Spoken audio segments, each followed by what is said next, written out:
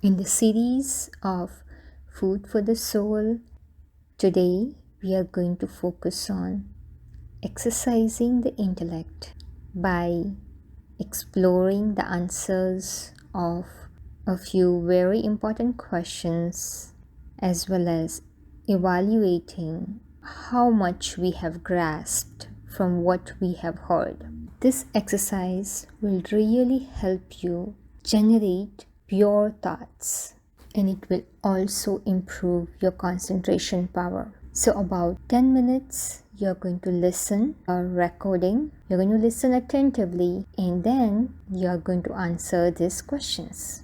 क्योंकि supreme soul बाप ही आकर के राजयोग सिखाता है. It is because only the Supreme Soul Father comes and teaches Rajyog. जिस राजयोग से एक ही जन्म में अनेकों जन्मों की राजाई प्राप्त होती है. Through which you get the kingship of many births in just one birth. वो स्कूल कॉलेजेस तो मनुष्यों के बनाए हुए हैं. Those schools and colleges have been established by human beings. उनमें इंजीनियरिंग पढ़ाई जाती है, डॉक्टरी पढ़ाई जाती है. Engineering, medicine is taught there. लेकिन एक जन्म के लिए पढ़ाई जाती है. But it is taught only for one birth. यह सुप्रीम सोल बाप तो आकर के एक ही जन्म में अनेक जन्मों की राजाई का वर्षा देते हैं. This Supreme Soul Father comes and gives the inheritance of the kingship of many births in only one birth. वह राजाई कोई मनुष्य मात्र नहीं दे सकता. No human being can give that kingship. दुनिया में इतने बड़े बड़े राजाएं हुए, There have been such big kings in the world. छोटे राजाएं हुए. There have been small kings. उन राजाओं को वो कंट्रोलिंग पावर किसने दी, कब दी? Who gave the controlling power to those kings? When was it given? ये गीता का भगवान परमपिता परमात्मा शिव निराकार ही आकर के इस सृष्टि पर राजयोग सिखाता है. It is God of the Gita, the incorporeal Supreme Father, Supreme Soul Shiv, who comes and teaches Rajyog in this world. जिस राजयोग से अनेक जन्मों की राजाई प्राप्त होती है. Through this Rajyog, you get the kingship of many births. Doctor नहीं बनाता है, इंजीनियर नहीं बनाता है. He does not make anyone into a doctor, an engineer. ये तो अल्पकाल की प्राप्तियां हैं, जिस्मानी प्राप्तियां हैं. These are temporary achievements, physical achievements. Supreme soul बाप तो आकर के रूह को वर्षा देता है. The Supreme Soul Father comes and gives the inheritance to the soul. रूहानी वारसदार बनाता है. रूहानी वर्षा है आत्मा की शक्ति. He makes them spiritual heirs. The spiritual inheritance is the power of the soul. सर्वशक्तिवान बाप आकर के आत्माओं में इतनी शक्ति भरता है. The Almighty Father comes and feels such power in the souls कि एक ही जन्म में अनेकों जन्मों की राजाई की शूटिंग, रिहर्सल इस पुरुषोत्तम संगम युग में आकर करता है. that He enables them to do the shooting or rehearsal of the kingship of many births in just one birth in this Purushottam Sangam Yug, meaning the elevated confluence age. एक तरफ दुनिया में एटॉमिक एनर्जी का निर्माण होता है. On the one side, atomic energy is developed in the world, जिसके द्वारा हर हर बम बम का प्रैक्टिकल नारा गूंजता है.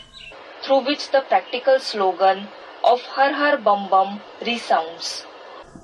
और दूसरी ओर And on the other side, Gita का भगवान परमपिता परमात्मा इस सृष्टि पर आकर के पांडवों के द्वारा,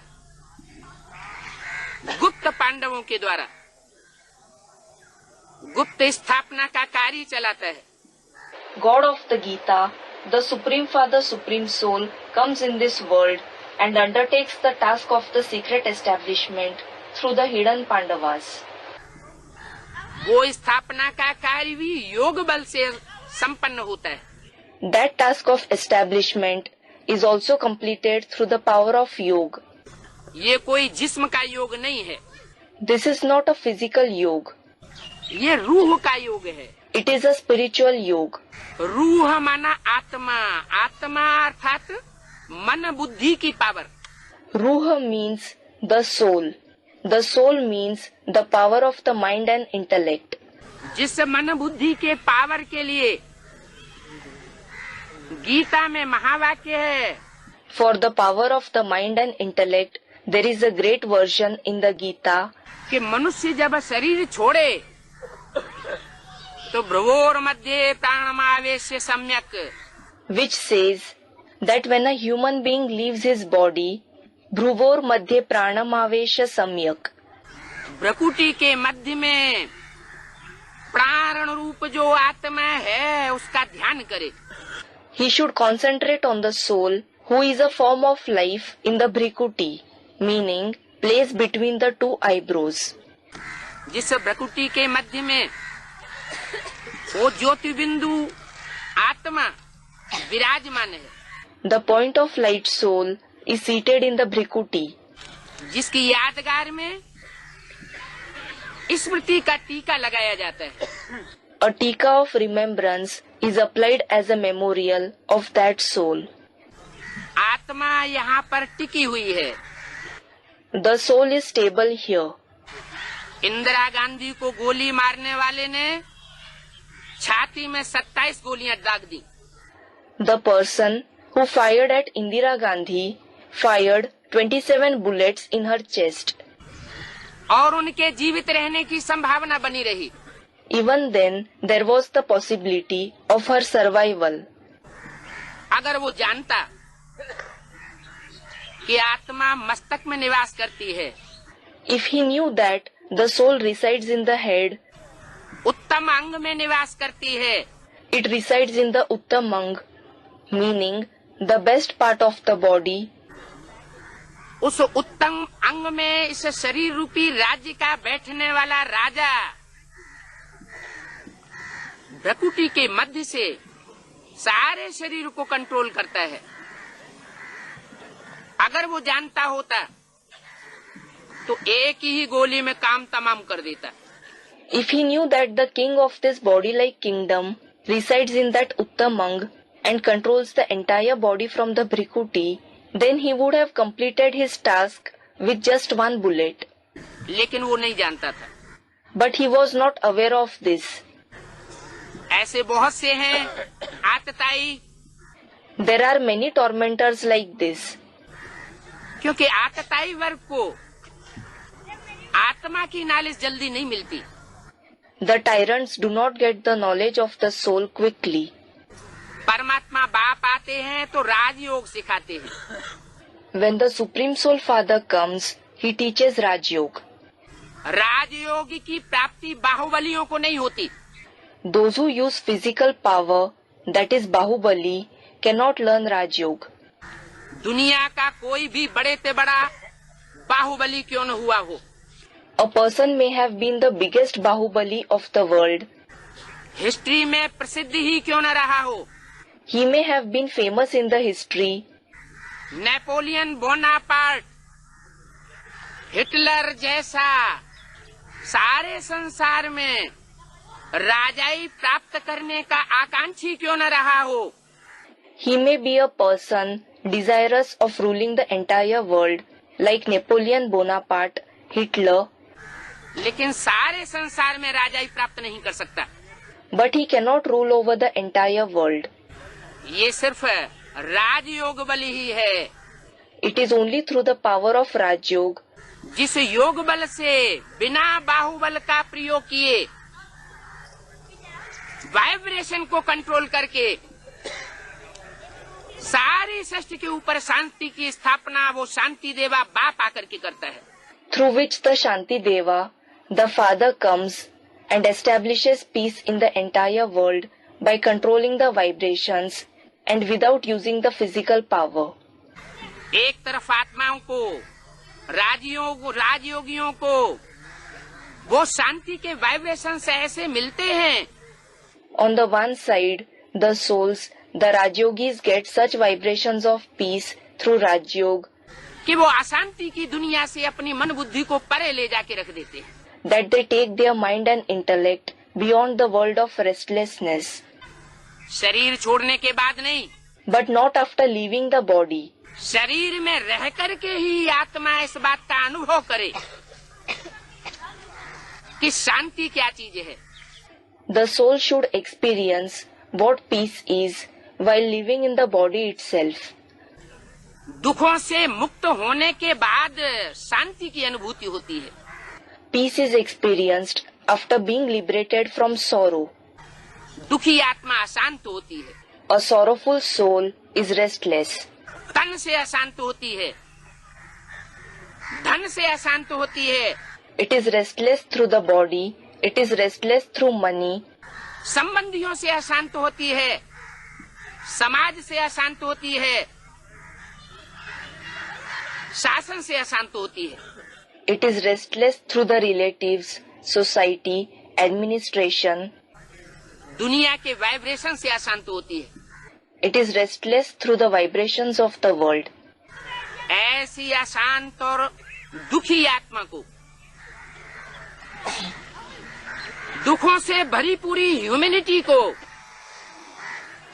शांति का संदेश देने के लिए बाप supreme soul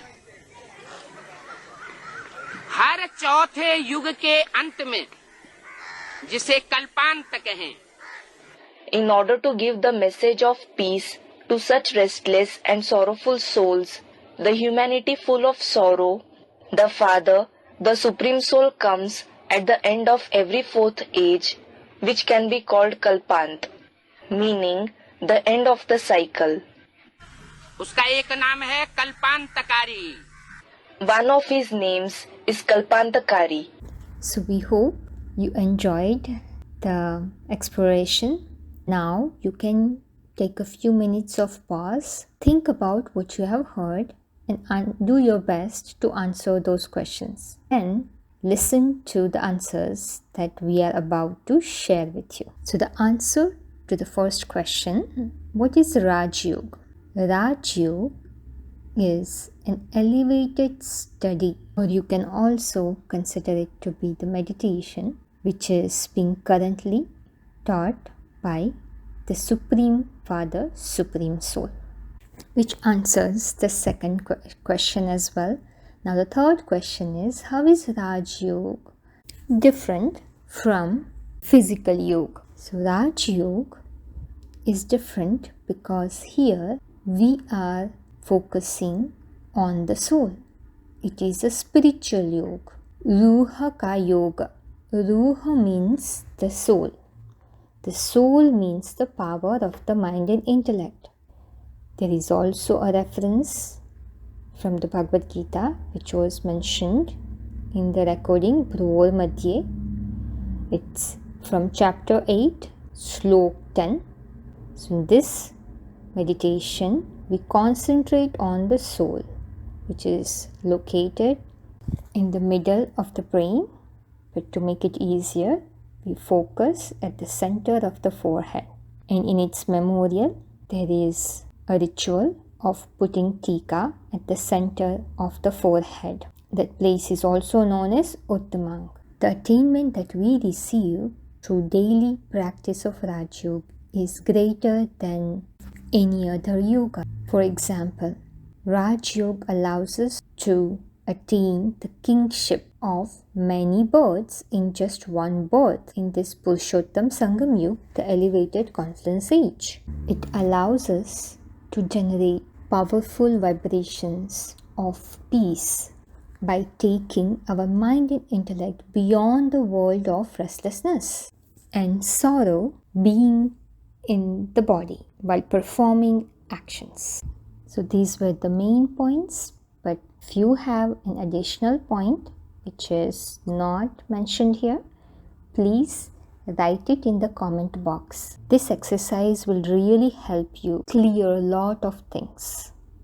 Sharing is caring. If you are sharing, that means you are caring for the soul. If you have any questions, feel free to contact us. Our contact information is given on the screen. One more thing, if you or any of your family members or friends would like to enroll in our 60 days spiritual challenge for self-realization, the video links are in the description box. Feel free to participate. The participation is free of charge. Have a very good day.